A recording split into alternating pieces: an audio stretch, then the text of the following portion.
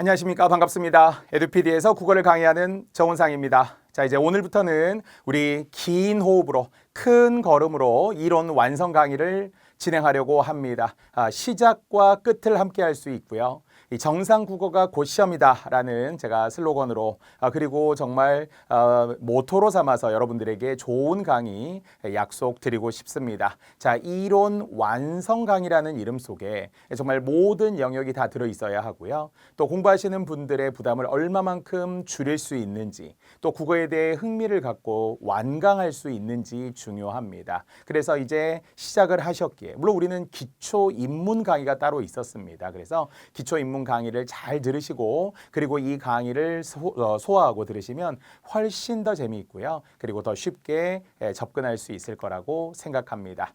제가 제일 좋아하는 단어 계기라는 단어가 있습니다. 사실 뭐 긴 인생으로 보자면 짧은 점과 같은 시간들이 굉장히 많았고요. 또 지나가 보면 또 잊어버릴 만한, 또 기억하지도 못할 만한 많은 일들 속에 상처도 받고 또 속상해하기도 하고 또 그것을 경험으로 삼기도 했는데, 결국 터닝 포인트, 인생에는 변화의 계기라는 것이 반드시 있더라고요. 한자로 보더라도 들어맞을 계자, 그리고 기회, 기, 물론 뭐 틀기 이렇게 하는 뭐 여러 뜻이 있습니다만, 계기라는 뜻으로 보니까요, 어떤 일이 일어나거나 변화하도록 만드는 결정적인 원인이나 기회라고 했어요. 그래서 계기의 유의어 중에 하나가 기회인데요. 우리는 이 좋은 기회를, 계기를 많이 삼아야죠. 바로 변화하는 계기, 또 우리는 뭔가 발전할 수 있는 계기, 이런 사전적인 계기라는 단어를 한번 넣어 보았습니다. 자, 그래서 바로 우리가 이 강의를 듣기까지도 시작은 우연이었을 수 있지만 끝은 필연이 되도록,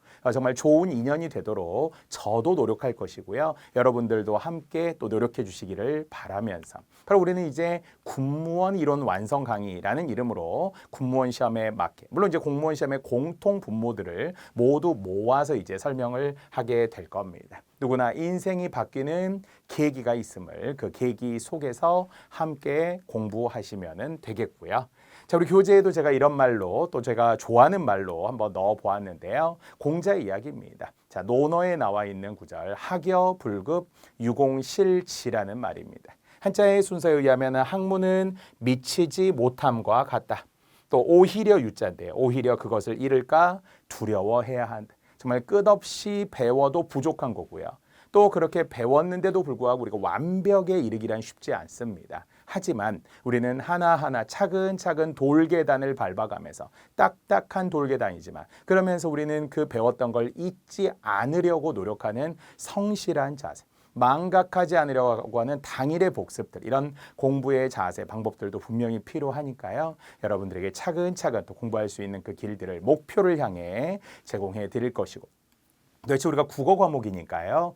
용산에 있는 국립한글박물관에 가면 주시경 선생, 우리 국어의 뭐 아버지, 문법의 아버지 주시경 선생님의 제자 최연배 선생님, 모두 조선어 학회라고 하는 단체에서 또 활동들을 했고요. 또 그 과목에서 직접 적었다는 최연배 선생님의 한글은 목숨이다라는 이 말에 저를 좀 경건하게 만들고요. 우리가 이렇게 목숨처럼 생각하고 있는지, 한글을 정말 소중히 다루고 있는지, 그래서 우리 국어에 대한 애정이 정말 새록새록 또 솟아나기를, 여러분들 마음속에 자리 잡고 있기를 또 바라는 마음에 이렇게 시작을 해봅니다.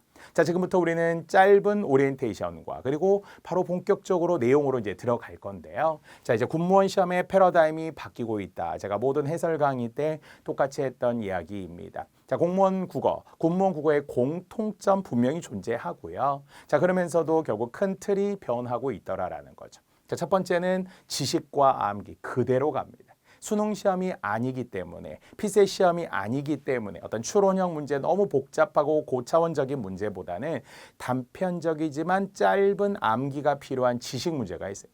때로는 지식 싸움에서 당락이 결정되기도 해요. 얼마나 많이 외웠느냐, 얼마나 정확하게 외웠느냐라는 거거든요. 가장 기본적인 개념들이에요. 어문 규정입니다. 문법도 암기고요. 어휘량도 역시 최대치로 가야 되죠. 60만 개 이상의 국어 어휘의 사전적 의미부터 문맥적 의미까지. 그리고 한자도 사실은 암기인 거죠. 그래서 우리는 최소 상용 한자 1800자 한자만으로도 충분히 우리 시험에 바로 대입할 수 있도록 우리는 충분히 지식을 습득해야 되고요. 또 배웠으면 암기, 잊지 않도록 노력해야 하겠죠. 하지만 이제 확대돼서 최근에는 논리와 사고 영역들이 좀 강화되고 있는 게 맞습니다. 자, 우리 공무원 시험에서도 비문학 문제가 점진적으로 계속 늘어나고 있고요. 그래서 최소 7문제, 최대 8문제 이상씩 문제가 출제되고 있어요. 당연히 비문학 독해, 그리고 추론 영역입니다. 이해를 바탕으로 해서 추론과 비판으로 확대되는 것이고요. 심지어는 문학작품조차도 예전에 그냥 단순한 암기형 문학도 분명히 존재하지만 그러나 이 작품, 시나 소설이나 역시 이해로 적절한 것, 이해로 적절하지 않은 것, 이런 논리라고 하는 것, 객관적인 논리를 말하죠. 객관적인 사고여야 하겠죠. 그래서 이런 논리와 사고 영역으로 확대되었고요. 또 무엇보다 중요한 것은 이제 결국 시험이기 때문에 시험은 단순 지식이 아닙니다. 단순 논리가 아니잖아요. 결국 사지선다에서 하나의 정확한 정답을 찾고 틀린 세 개를 지워야 하는 감각과 요령이 필요합니다. 따라서 우리는 이론 시간에도 그냥 이론만 쭉 설명하고 끝내는 것이 아니라 사이사이의 문제를 보여드릴 겁니다. 우리 교재 속에 들어있는 문제를 중심으로 설명할 거고요. 시간 조절 능력 필요하겠죠. 초시생들이 가장 어려워하는 게 결국 처음에는 따로따로 한 과목씩만 공부하다 보니까 통합해서 이것을 시간 안에 풀 수 있는 능력이 좀 부족해요. 국어에서 시간을 조금이라도 줄일 수 있으면 좋을 텐데요. 그런 시간 조절 능력도 문제를 풀 때 제가 알려드릴 거고요. 그래서 강의와 문제를 통해 정확하게 문제에 적용하고 단 하나의 완벽한 정답을 찾는 그런 능력, 이것이 바로 총체적으로 모여서 실력이라고 하는 거겠죠.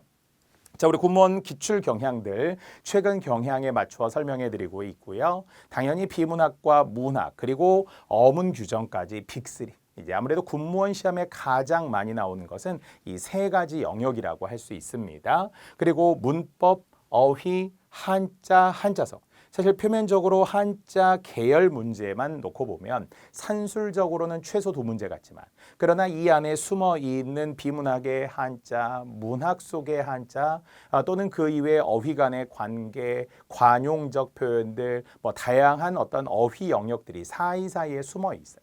그래서 결국 5문제 전후가 한자 관련이라고 할 수 있어요. 한자를 포기하는 것은 결국 공무원 국어를 포기하는 것과 같고요. 너무 부담스러워하지 않은 가운데 제가 알려드리는 대로 저와 함께 공부하는 대로 한자 양을 늘리면 됩니다. 겁먹지 않아야 해요. 자, 어법, 쓰기 영역, 토론, 토의, 속담, 그리고 나머지 이제 남은 유형이라서 다 한번 모아보았는데요. 대화, 역시 우리 공무원 시험에서 최근에 또 한 문제씩 출제되고 있고요. 고전문법, 언어와 국어, 의문의 변동 등 포함해서 국어에도 진도가 있다, 중요한 게 있다, 공무원 시험에 잘 나오는 게 있다라는 이야기를 일관되게 했습니다. 이론 강의가 첫 강의여서는 안 되고요. 다시 한번 기초 입문 강의, 공무원을 위한 기초 입문 강의가 있고요. 또 다양한 공무원 기출 해설 다 있고요. 또는 군기 확실이라고 해서 공무원 기출 문제, 확인 문제, 실전 문제 이렇게 또 구성되어 있는 문제도 제가 다 여러분들을 위해서 만들어 놓았습니다. 그래서 여러분들 꼭 이 다양한 강의들과 함께 마치 하객진처럼 하기 날개를 펼쳤던 이순신의 전략처럼 우리도 이론 강의를 중심으로 놓되 혹시라도 좀 부족한 게 있으면 사이드에 있는 옆에 있는 부분적인 이런 특강들도 함께 보시면 더더욱 도움이 될 거라고 생각합니다. 자, 이것이 군무원 국어다. 자, 기초입문 시간에도 이야기했는데요. 자, 군무원 국어 은근히 어렵다. 사실 이제 행정학, 행정법 그 이외에도 경영, 경제 있습니다만 그 과목 선생님들이 공통적으로 이야기하시는 게 있어요. 공무원은 국어가 참 어렵죠. 왜냐하면은 행정학, 행정법은 열심히 했더니 90점 이상이 나오는 경우들이 많이 있는데 국어는 80점 이상 넘기가 어렵더라고요. 7, 80점이면은 직렬에 따라 다르지만 거의 합격이라고 할 수 있어요. 그래서 정말 최고 점수를 받아 90 몇 점 받은 제자분들도 있지만 70점대여서 시험을 못 본 줄 알았더니 합격했더라. 심지어는 정말 60점대 이렇게 합격하시는 분들도 있어요. 그래서 여러분들 국어에서 다 맞아야 한다라는 부담감은 조금 내려놓더라도 기왕이면 성실한 강의, 이 90강의 강의를 내가 다 듣겠다라는 생각으로 동참만 하셔도 완강만 하셔도 여러분은 이미 절반의 성공이라고 할 수 있어요. 은근히 어렵다는 거예요. 분명히 있는데 둘 중에 하나까지는 알겠는데 이제 여기서 조금 고민할 때가 있겠죠. 자, 그래서 시험 볼 때는 무난했다. 그런데 또 채점을 해보고 좀 당황했다라는 분들이 분명 우리 제자분들의 이야기로 많이 있었고요. 자, 그래도 7, 80점이라는 것은 우리가 100점 만점 기준으로 25문제, 한 문제당 4점이라고 한다면 한 5문제 이내로만 틀려도 잘하신 거라는 거죠. 물론 이제 상대적으로 다른 과목들 평균, 직렬 뭐 다 우리가 국방부, 육군 다 구별해서 보아야 하겠지만 그래도 80점 정도까지라고 한다면 조금은 심리적으로 불안함에서 벗어날 수 있어요. 왜? 할만하니까요. 20문제 맞을 수 있고요. 5문제 틀릴 수 있습니다. 더 고득점 받고자 하는 분들 그것조차도 제가 만들어 드리고 싶어요. 암기 위주의 지식 문제 여전히 군무원이 군무원했다라고 하는 그런 기출문제 유형들과 흡사하게 지식 이해 문제로 시작해야 된다고 했어요. 배제하면 안 돼요. 자, 비문학이 6, 7문제, 뭐 많으면 8문제 뭐 그 이상까지도 지금 출제되고 있고요. 길이는 짧게는 200자, 그러니까 한 달락인 단문 독해로부터 길게는 1300자. 그러니까 이게 딱 하나 정도 그렇습니다. 평균적으로는 국가직 지방직이 그렇듯이 한 600자, 800자 사이 정도. 정말 단락이 한 2개, 3개 정도가 나오는 게 기본이라면 길게는 단락 4개 이상이 나올 수 있는 1300자 다양합니다. 물론 이제 비문학은 거의 유형이 정해져 있다고 봐야죠. 이해, 추론, 순서, 또 빈칸도 때로는 단어, 구절, 문장도 빈칸 추론, 영어처럼 가능하고요. 제목, 주제, 접속어 문제 등까지 거의 이 안에서 출제된다고 할 수 있고요. 역시 비문학만 한번 집중적으로 추후에 따로 공부해 보시는 것도 좋습니다. 자, 한자어휘. 또 군무원 시험에는 반드시 출제되는 게 이 사전 활용이거든요. 사전을 찾았을 때 그 정말 바다와 같은 깊은 심해와 같은 정보의 양이 충분히 많습니다. 즉 그 안에 들어있는 것 중에서도 한자도 때로는 있고요. 그리고 예문 있고요. 그리고 또한 뭐 경우에 따라 문법 같은 거, 품사, 활용, 어간, 어미 이런 것들이 그 안에 다도 잘 들어있어요. 용언이라면. 그래서 이런 사전을 꼭 찾는 재미를 실질적으로, 실천적으로 느끼셔야 돼요. 그냥 말로만, 그냥 듣기만 해서는 안 되고요. 또 문학도 의외로 고난도 문학들이 있어요. 안 읽어서 작품을 몰라서도 있지만 선지를 잘 파악하지 못하시는 분들이 있더라고요. 다 제가 해결해 드리고 싶습니다. 자, 분명한 것은 80-20 법칙, 70-30 법칙, 쉬운 문제, 친숙한 문제, 기존 문제 70, 80%예요. 하지만 결국 이제 고난도 문제, 약간 변형된 문제, 생소한 문제, 낯선 문제들이 있기 때문에 이제 쉬운 문제는 빠르게 그리고 실수 없이. 다만 이제 어려운 문제는 마지막까지 최대한 집중하고 둘 중에 하나 좁힌 후에 철저히 객관화하기 위해 문제 다시 보고 지문 다시 확인하고 선지의 논리적인 관계를 파악한다면 이제 고난도 문제에서 절반 이상을 해결할 수 있어요. 이제 그게 결국 관건이죠. 그래서 어려운 문제는 마지막까지 최대한 집중해야 합니다. 자, 25문제 중에 네모 문제가 약 20문제에 출제됩니다. 그러니까 한 5문제 정도만 단편적인 문제라는 거예요. 예전에는 이런 단편적인 문제가 엄청 많았지만 2020년 군무원 시험이 이제 공식적으로 국어 공개가 되면서 결국 약간 비슷한 공무원 문제들의 교집합이 커졌죠. 그래서 뭔가 보기를 주고 네모를 주고 약간의 이해 독해가 필요하고 정답을 찾게 돼 있어요. 그래서 시간은 시간대로 조금 늘었다고 할 수 있고요. 또 역시 근본적인 독해력이라는 것이 모든 문제, 25문제 중에 20문제 정도에 적용이 된다라고 할 수 있거든요. 자, 그래서 지문을 바르게 또 빠르게 읽고 푸는 요령이 필요하더라라는 것이고요. 자, 역시 마지막 군무원만의 독특한 유형은 계속되더라. 그래서 전년 기출문제도 있지만 결국 제가 통계치를 보고 복기해보고 되돌아갔더니 2년 전 문제. 3년 전 문제와 비슷하게 약간 회귀하는 경향들이 있어요. 그래서 여러분도 기출문제를 볼 때는 작년 문제다 이렇게 너무 맹신하지 마시고 오히려 2년 전, 3년 전 문제까지 모아서 단 우리 군무원이라면 2020년 공개된 문제를 기준으로 보시는 것이 훨씬 객관적이고 좋습니다. 자, 이렇게 우리는 군무원 문제 유형들 제가 종합해서 계속 좀 설명해 드리고 있고요. 사실은 제가 이제 노량진에서 군무원 학원에서 학생들과 강의를 하면서 개강 때에도 뭐 정말 선생님 좋아요, 열심히 해주십니다 이런 이야기도 듣지만 제가 가장 좀 뿌듯하고 고마워했던 것은 종강 때입니다.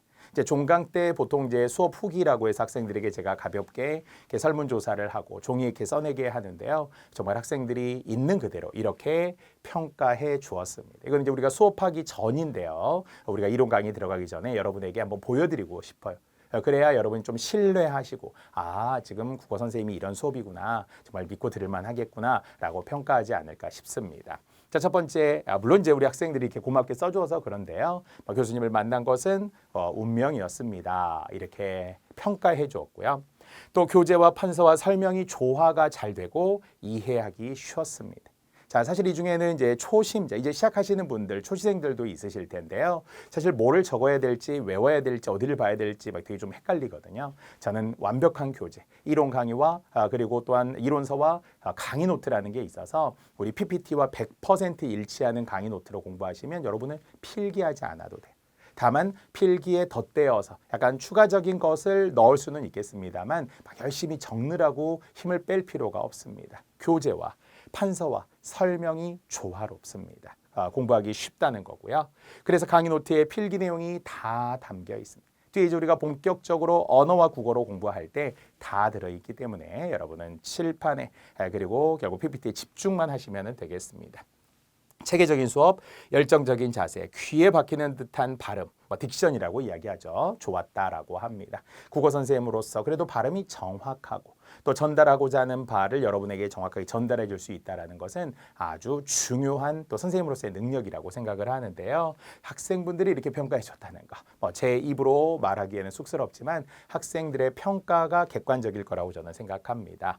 자, PPT가 알아보기 편하고 정성과 전문성이 느껴졌습니다. 그렇습니다. 그냥 글씨만 띄워놓은 PPT가 아니고요. 동그라미도 있고 네모도 있고 그림도 있고 색깔도 있고요. 제가 참 정성을 다했습니다. 제가 아들 1명, 딸 1명 이제 자녀가 있는데요. 저는 자녀가 3명이다 이렇게 이야기도 해요. 아들 하나, 딸 하나, PPT 하나.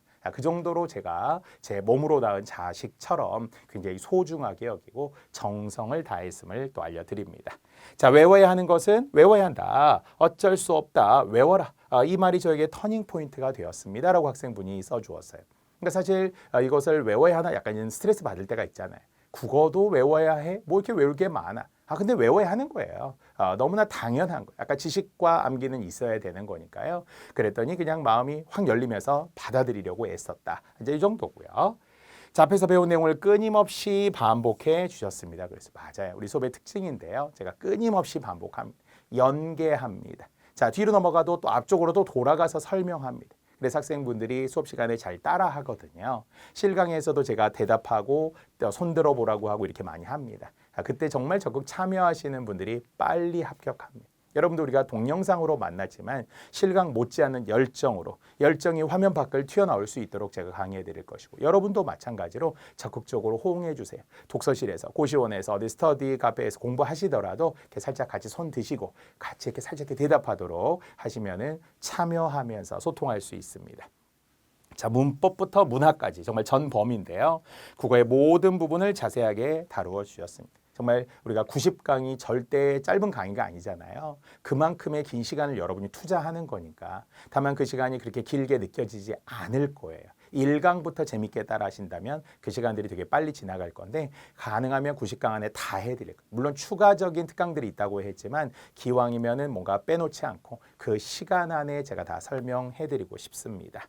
자, 특히 한자 말이에요. 수업 중에 중요한 한자가 나올 때 추가로 설명해 주어서 한자 공부를 자연스럽게 할 수 있었다고 합니다. 이게 제일 좋은 거죠. 막 억지로 막 한자 하는 것보다 제가 수업 시간에 틈틈이 한자를 소개해드리고 안내해드리고 또 써드리고 팁들을 또 전수해드리고 하거든요. 그 가까이에 있는 한자들이 시험에 나옵니다. 마치다 우리 군무원 시험에 출제되었던 경청 같은 거, 기울 경자, 기울여 들어라 하는 것이 경청이거든요. 이제 그런 것처럼 우리가 가까이에 있는 한자부터 시작하시면 됩니다.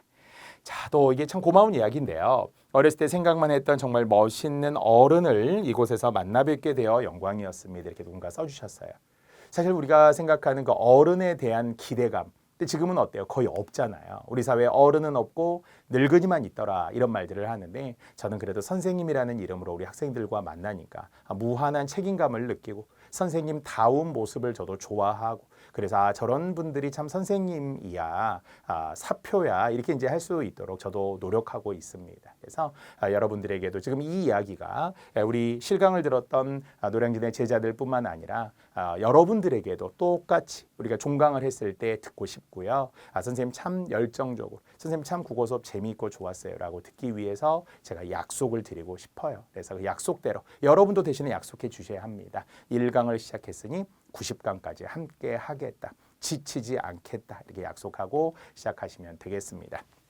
자, 우리 국어 수업은 제가 1%의 빈틈이 없다. 선생님들이니까. 선생님들이 정말 다음에 잘해줄게, 미안해, 실수했어. 이런 이야기를 저는 정말 하는 걸 자존심 상해하고요. 단 1%의 빈틈이 없도록 흔들림이 없는 그런 군무원 국어를 제가 진행을 하고 싶고요.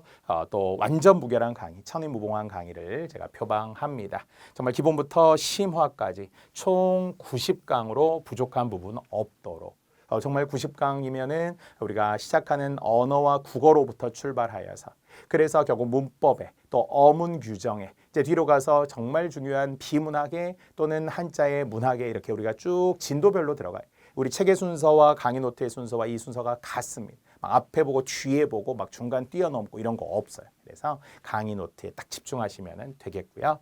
시험에 나올 만한 내용 중심의 핵심 강의입니다. 저는 이렇게 서서 책 읽고 이런 거 별로 안 좋아합니다. 선생님들은 정리해 줘야죠. 압축적으로 설명해 줘야죠. 그래야 학생분들이 핵심만 탁 잡고 그다음에 혼자 책 보시면 되는 거잖아요. 그래서 핵심 강의입니다. 그리고 최근 기출문제, 교재에 있는 문제들을 사이사이에 넣어서 전 군무원뿐만 아니라 다른 공무원 시험들 함께 포함해서 다 풀어드릴 겁니다. 자, PPT와 100% 일치하는 강의 노트입니다. 보통 이제 선생님들이 국어 이론서는 있는데 강의 노트가 있는 선생님들이 별로 없어요. 근데 저는 정말 요약이 잘 돼 있는 강의 노트 전 범위. 그래서 실제 우리 제자분들이 시험 보러 갈 때 이 강의 노트 한 권 가지고 갑니다. 물론 강의 노트만 있지는 않겠죠. 거기에 포스트잇, 거기에 뭔가 붙임 쪽지 들어가면서 본인들이 필기해 놓은 추가적인 것도 있을 텐데요. 아주 소중합니다. 자, 강의 노트가 있어서 훨씬 효율적일 거라고 저는 약속드립니다. 자, 이론 강의가 끝나면 더 배고픔을 느껴야 돼요. 나는 아직도 배가 고파야 합니다. 그래서 비문학 더 하고 싶어, 문법 더 하고 싶어, 정말 어휘 더 하고 싶어. 짧은 특강들 보니까 되게 재밌었어. 이렇게 해서 제가 다 준비해 놓았습니다. 이미 준비된 강의이고요. 앞으로 제가 뭐 열심히 하겠습니다 이런 이야기가 아니라 이미 열심히 저는 했어요. 그리고 또 완벽하게 우리 학생들 위주로 학생들의 의견들을 잘 수렴해서 다양한 특강들을 만들어 놓았으니까요. 여러분들이 끝까지 실망하지 않고 강의를 들을 수 있습니다. 합격 가까이에 있습니다. 자, 우리 교재는 전체 1, 2, 3권으로 구성이 되어 있고요. 자, 문법과 규범으로 구성되어 있는 1권, 그리고 생활국어, 비문학, 어휘로 구성되어 있는 2권, 그리고 3권의 문학까지 전 영역 모두 우리 군무원 시험에 출제되는 것이고요. 체계적인 이론과 그리고 최근 기출문제 1131문제, 그래도 예전 문제들은 많이 없애고요. 2010년대 이후에 최근 문제들 중심으로 대부분 또 물갈이도 많이 해놓고 영역별로 예전 문제도 일부 있습니다만 새로운 문제집이 필요 없을 정도로 우리 이론서 안에 기출 문제들을 양쪽 날개를 통해서 주로 구성을 해놓았고요. 효율성과 가독성을 높였고 또 맞춤법 OX, 또 우리 군무원 시험에서는 어문 규정이 빠짐없이 군무원 시험에서는 더 많이 출제되고 있으므로 1권 맨 뒤에 또 강의 노트 맨 뒤에 맞춤법 OX 연습하라고 드리고요. 정답까지도 역시 추가로 강의 노트에 넣어드렸습니다.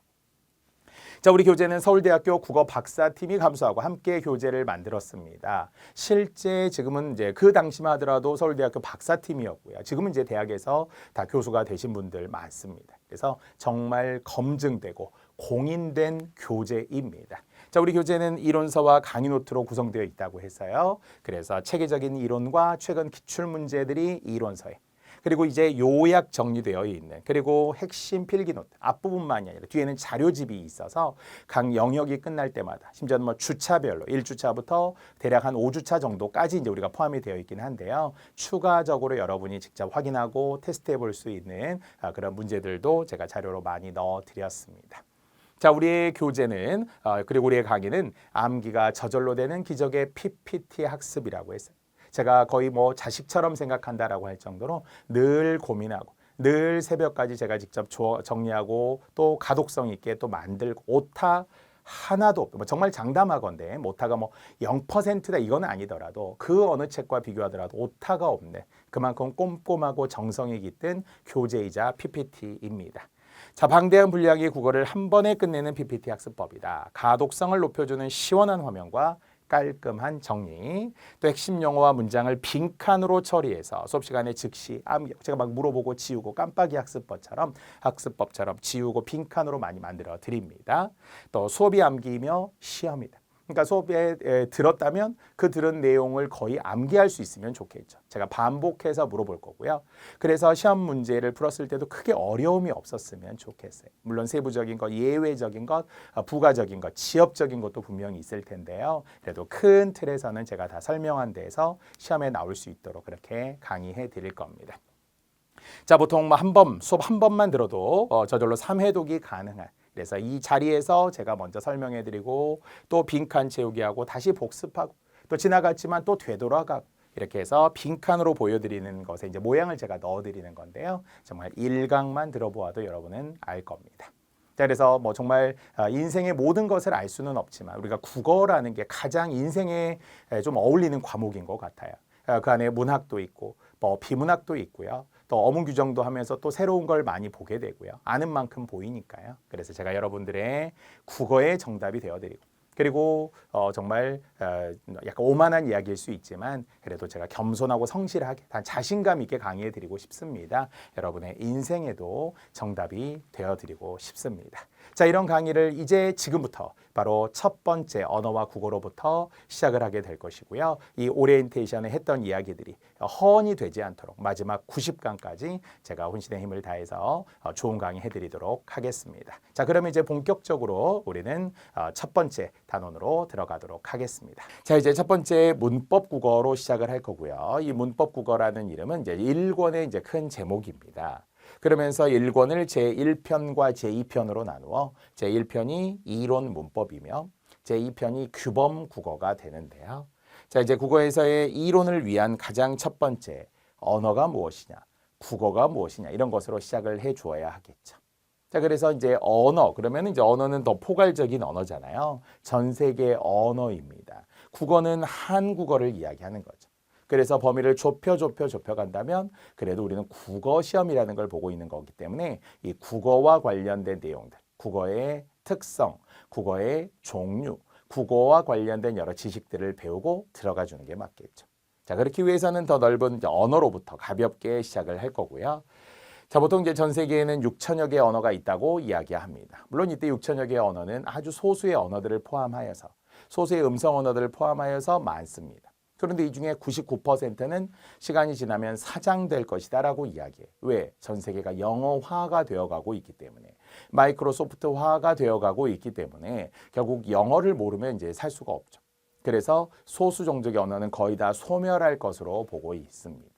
다만 아직 문자가 있다면 그 문자 언어는 계속 유지될 가능성이 있겠죠. 대표적인 대한민국의 우리 한국어가 그렇습니다.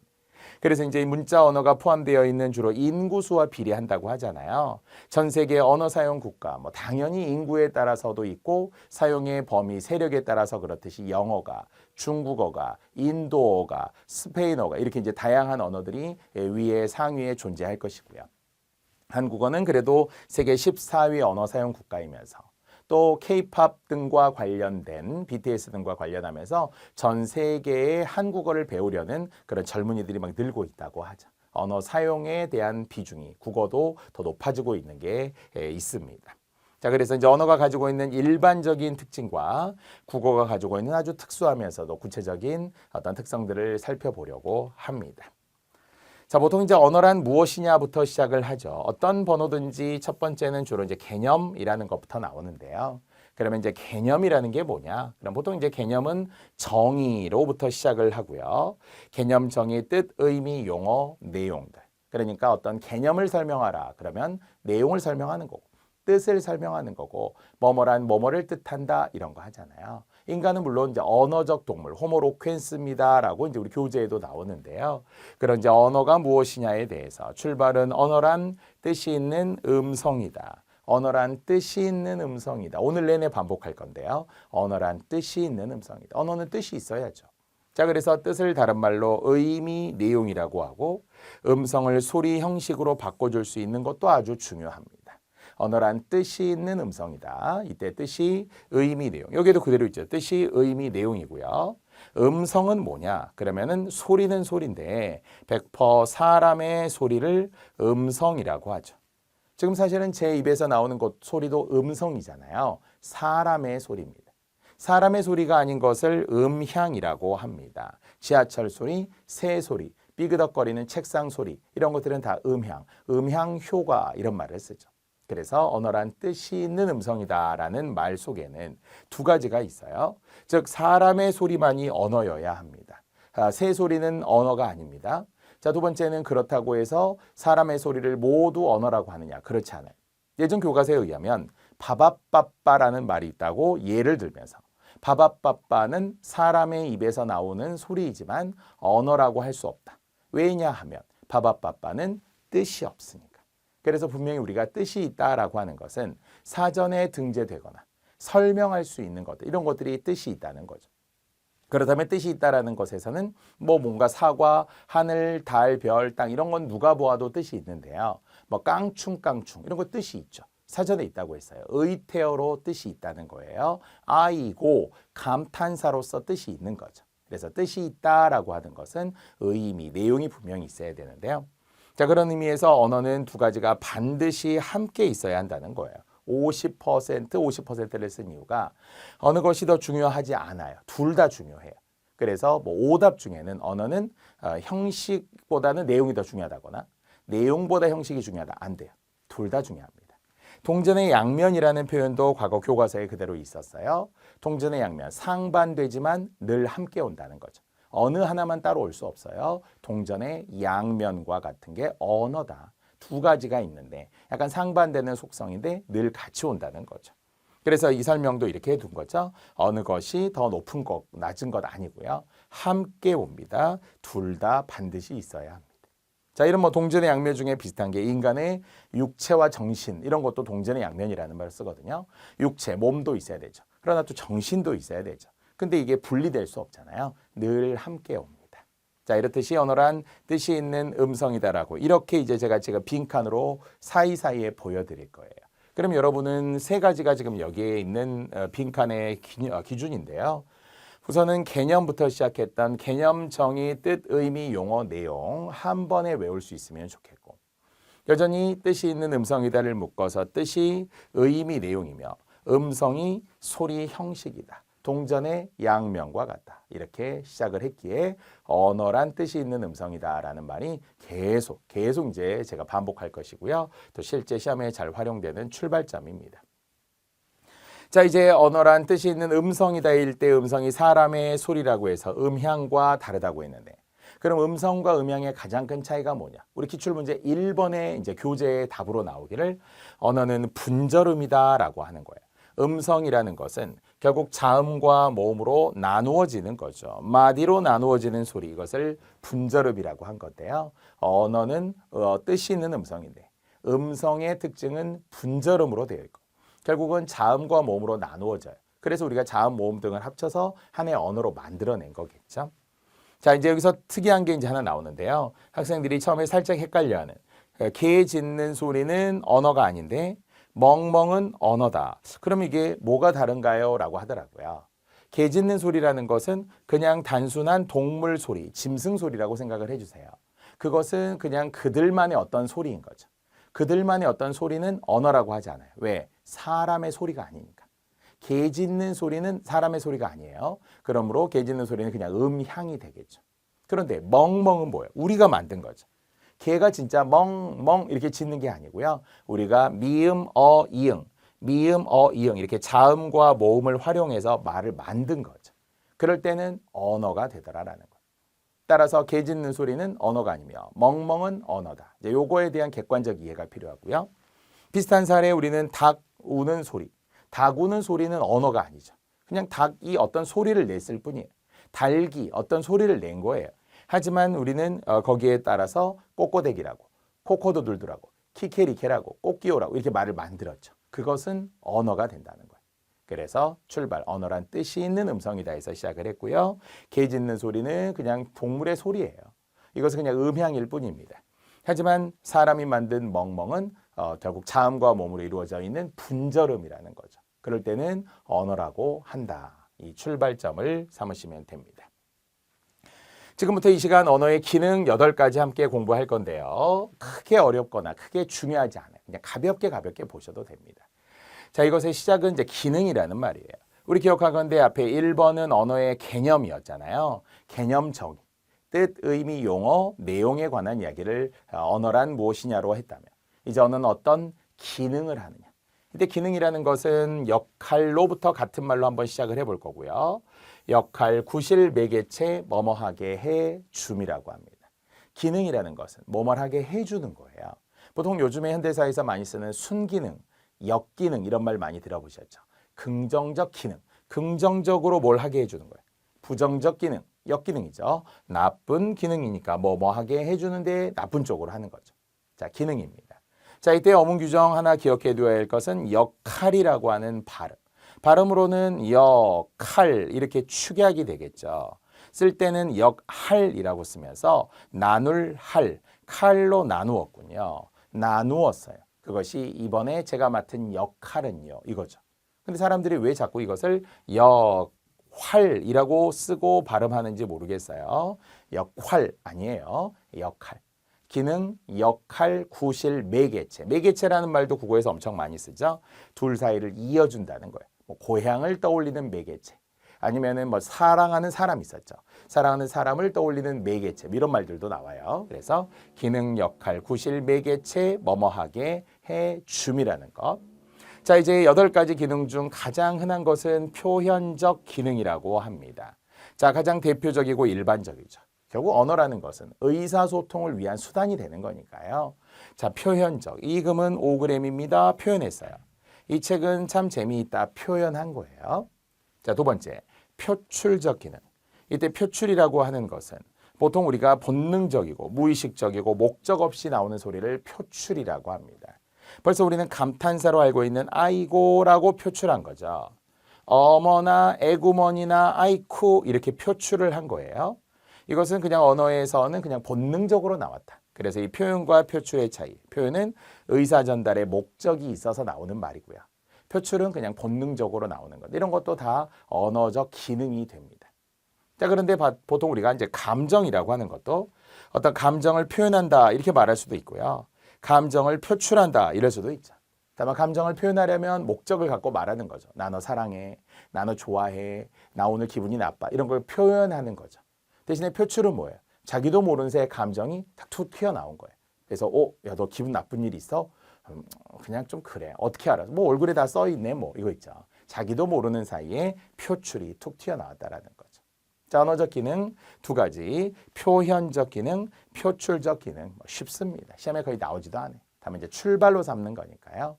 저는 그것보다도 기능에 같은 말, 역할, 구실, 매개체, 뭐뭐하게 해줌에 더 매력을 느끼고 또한 여러분은 역할이라는 발음을 숨어있는 한자까지도 보시면 더 좋습니다.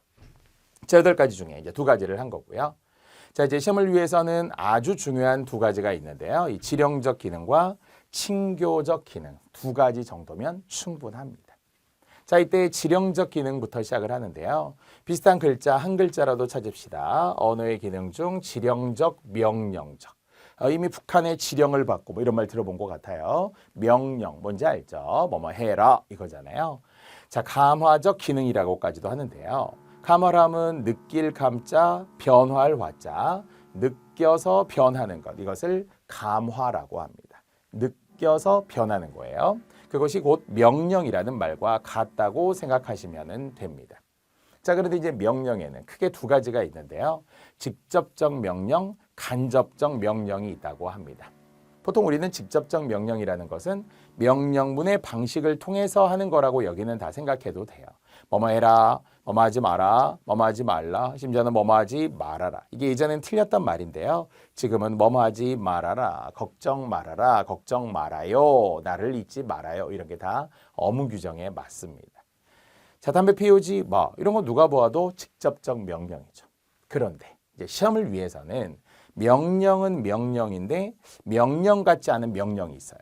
뭐 평서문이나 의문문이나 광고, 도로 표지판 이런 것들도 우회적으로 돌려서 말한 명령이라는 거예요. 이것을 국어에서는 완곡어법이라는 말을 쓰거든요. 완만하게 곡선을 이루는 거죠. 다이렉트로 직접 말하기보다 우리가 충고할 때 어떻게 해요?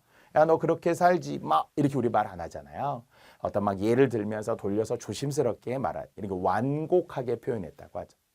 자, 그래서 교재에 의하면 평서문으로 나타나는 명령, 여기는 금연구역입니다.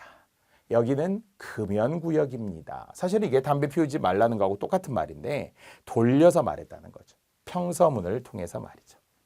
또 여기는 도서관 앞입니다. 이런 거죠. 조용히 해달라는 거예요.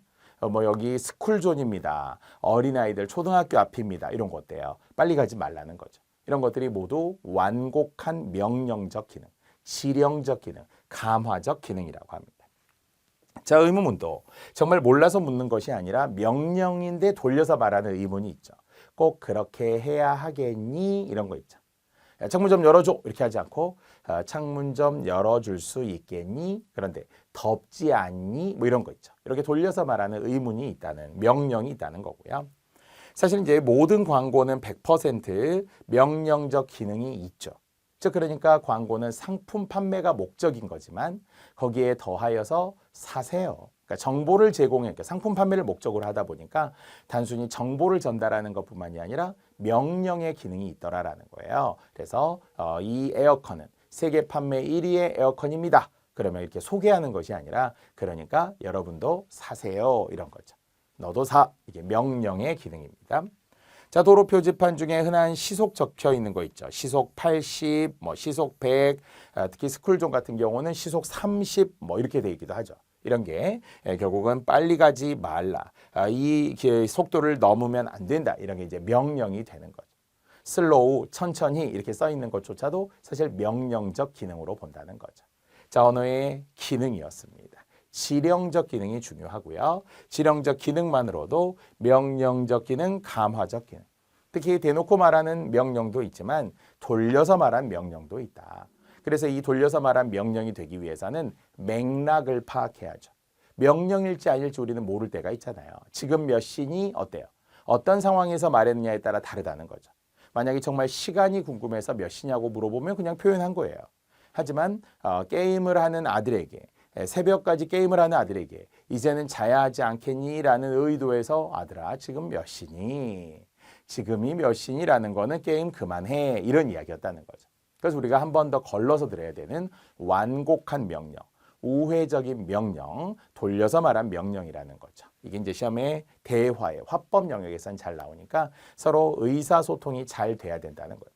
요즘 직장에서는 상사들이 뭔가 신입사원에게 뭔가 이렇게 돌려서 말하는데 신입사원들이 잘 못 알아들을 때가 있대요. 그래서 요즘에는 의사소통 능력이 잘 안 된다.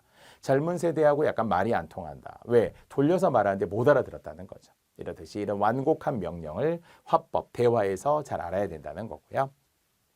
자, 네 번째는 친숙한 친교적 기능이라고 합니다. 친해지자 이런 거죠. 그래서 친교적 기능. 같은 말은 사교적 기능이라고 하면서 친해지자, 친해지자. 이것이 바로 인사말 같은 거. 우리 처음 만났는데 어때요? 바로 단도직입적으로 본론으로 말하지 않잖아요. 안녕하세요. 어서 오세요. 면접에 보면 첫 번째 어떻게 오셨어요? 언제 왔어요? 아침은 잘 드셨나요? 이렇게 이제 우리가 가벼운 인사로 시작을 하죠. 이것이 바로 친교적, 사교적 기능.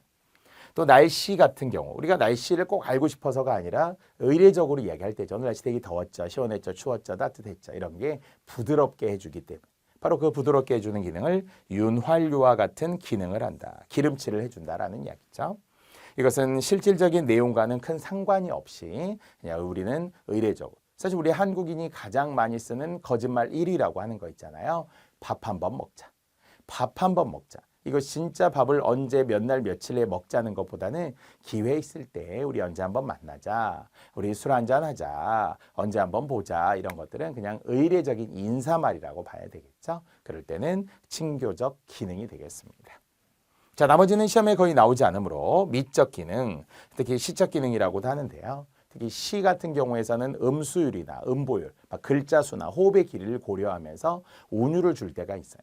아니면 시적 허용 같은 걸 통해서 뭐 하이안, 파란, 노란 뭐 이런 식의 약간 실제 어문 규정과 달리 뭘 강조하기 위해서 부드럽게 하기 위해서 시적 허용을 쓸 때도 있는데요. 이런 것들이 다 언어의 미적 기능이다, 시적 기능이다라고 합니다.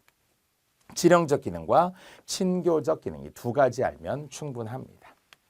자, 이런 기출문제들도 있었어요. 과거에 우리 교재에 있습니다. 언어의 지령적 기능이라는 말로서는 같은 말 명령적 기능이다. 감화적 기능이다. 이렇게 하기로 했었죠. 명령적, 감화적. 기억하건대 직접 명령도 있었지만 우회적인 명령, 완곡한 명령도 있었잖아요. 자, 그랬더니 바로 의도에 의하면 4번에 쭉 설명을 한 후 광고 이렇게 나와 있죠. 여기 있지만 광고는 상품 판매를 목적으로 하는 것이기 때문에 100% 명령적 기능이 있다고 했어요. 물론 그냥 단순히 정보를 전달하는 기능도 있다고 해서요. 그러나 궁극적으로는 사세요. 여러분 사세요 이거죠.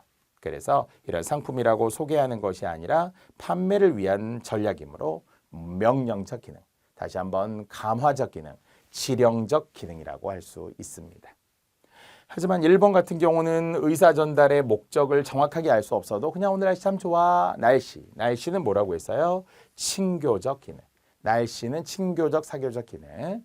자, 아이쿠 하면서 갑자기 나온 거죠. 본능적으로 표출적 기능. 자, 3번도 그냥 정보 전달의 기능에 있는 그대로의 표현적 기능. 김 선생님은 훌륭한 사람이에요. 이렇게 그냥 표현을 했다는 것뿐이죠. 그런데 이제 3번 같은 게 사실 논란이 될 수는 있죠. 이게 어떤 발화 의도가 또 숨어 있다고 생각할 수 있죠. 2차적으로 생각할 수 있죠. 즉 공부를 하지 않는 아들에게 아들아, 너 그 학원 가봐. 그 학원에 이 김 선생님이 있는데 그 선생님 참 훌륭한 선생님이시래. 그러니 너도 가서 공부 열심히 해. 이런 의도라면 이것은 명령적 기능이 될 수도 있죠. 다만 지금 이 소방직의 과거 기출에 의하면 앞뒤 맥락이 없을 때는 그냥 1차적으로 보자는 거죠. 아, 훌륭한 선생님이구나 라고 표현했다는 거지. 여기서 어떤 명령을 찾기는 어렵습니다. 왜? 4번이 있기 때문에 광고가 명령적 기능으로 나와 있다라고 하면 1번은 친교적, 2번은 표출적, 3번은 표현적 기능이라고 단순하게 보시면 되겠습니다. 자, 이렇게 우리는 언어의 기능까지도 살펴보았는데요. 나머지는 중요하지 않습니다. 설명문의 정보 전달적 기능. 그럼요. 정보를 전달해야 되겠죠. 아니면은 각 언어 사이의 관계를 나타내는 관어적 기능이라는 것도, 또 현대사회의 그 비중이 높아지는 지식과 정보의 보존 기능. 그러니까 우리는 스마트폰이죠. 휴대전화를 통해서 목소리 같은 거 다 저장하잖아요. 이런 것들도 지식과 정보의 보존 기능, 언어의 기능들이 보존하는 데에도 더 현대사회에서 많이 쓰이고 있더라. 뭐 이런 정도입니다. 자, 이렇게 언어적 기능을 우리는 번호 8번까지 해서 8가지 언어의 기능으로 살펴보았습니다. 지금 우리가 했던 것이 언어의 개념과 기능이었었고요. 같은 말 개념, 정의, 뜻, 의미, 용어, 내용이죠. 기능, 역할, 구실, 매개체, 뭐뭐하게 해줌까지 가기로 했었고요. 언어란 뜻이 있는 음성이다가 시작이었고, 두 번째 언어적 기능을 통해서 다시 한번 표현적 기능, 표출적 기능, 지령적, 명령적, 감화적 같은 말이었죠. 친교적, 사교적 기능 같은 말이었죠. 이렇게 세 번째, 네 번째 가장 중요했었고요. 그 외에도 미적 기능 또는 시적 기능이, 그리고 여기에는 설명문처럼 정보를 전달한다는 거예요. 우리 이론서 훈민정음은 1443년에 창제되었다. 이렇게 설명하고 있는데 이런 것들이 정보 전달. 또는 두 언어 사이, 아까 우리가 6천여 개 언어, 100여 개의 뭐 문자언 이런 거 했잖아요. 그러면 그 언어와 언어 사이의 또 관계. mother라는 말이 어머니라는 말의 영어예요. 뭐 이런 그냥 그 관계를 나타내는 것이라고 규정을 한 것일 뿐 하나도 중요하지 않습니다. 뭐 춘부장이라는 한자어는 우리로는 살아계신 남의 아버지를 높이는 말이죠. 이런 것들이 이제 그 언어 사이의 관계. 자, 마지막 8번째는 현대사회의 그 비중이 높아지고 있는 지식과 정보의 보존 기능이라고 했습니다. 자, 이렇게 이제 기능까지 살펴보면서 사실 사이버 국가고시센터에 제가 홈페이지 들어가 봤더니 우리 국가공무원 채용시험의 정의라고 하는 게 있더라고요. 그러한 시험의 정의죠. 그래서 이런 시험은 무엇이냐? 그러면 이제 그 뜻을 설명해 주는 거잖아요. 특별한 학력, 경력 등을 요구하지 않고 지원자들에게 동일한 기회를 부여하는 것이 바로 이 공무원 시험의 정의입니다. 여러분에게 딱 어울리는 거예요. 우리가 특별한 백이 없어도 돼요. 뭐 돈이 많고 적음을 말하는 게 아니에요. 어느 대학을 나왔느냐 이런 게 아니잖아요. 그래서 동등한 기회를 제공합니다.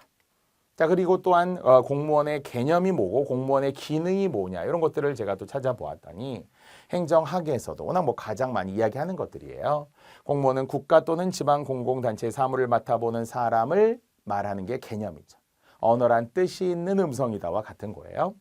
자, 기능은 이제 어떤 역할을 하느냐라는 거잖아요. 그래서 정부의 정책을 집행하고 관리하는 역할을 하는 사람이고요. 또 우리는 사회적인 항상 기능이 있죠. 공익 증진에 기여하는 역할을 한다. 바로 여러분입니다. 이렇게 훌륭한 어떤 인성을 갖고 또 공무원 시험을 준비하시는 분들은 이미 공무원 시험이 무엇이고 공무원이 무엇이며 어떤 기능을 하는지 뜻이 뭔지를 알고 출발하는 분들이라고 생각을 합니다. 자, 이제 지금부터 중요한 언어의 특성인데요. 자, 언어의 특성은 잠시 후에 들어갈게요. 아주 자세히 이제 우리가 들어가야 되기 때문에 우리는 지금 기본적으로 제1절에서 했던 내용들만 확인하면 되겠습니다. 언어가 무엇인지로부터 지금 시작을 했어요. 그래서 이제 본격적으로 공부해야 될 언어의 개념 우리 지금 살펴본 셈이고요. 자, 그 다음에 언어의 기능 지금 살펴보았고요. 뒤에는 언어의 특성이 이어지며 또는 언어의 체계와 구조도 이어질 것이며 또 언어의 종류까지 살펴보면서 우리는 언어에 대해서 모두 다 알아보는 거예요. 그러니까 이제 이렇게 하나하나 해나가면 언어가 이런 거구나. 언어에 대해서 설명할 수 있으면 돼요. 그냥 듣는 것에 멈추지 않고 언어라는 것에 대해서 그냥 우리가 이해해 조금 이해 이런 게 아니라 정말 스스로 말할 수 있어야 돼요. 이렇게 말이죠. 언어란 뜻이 있는 음성이다. 언어의 8가지 기능에 대해서 살펴보게 된 거고요.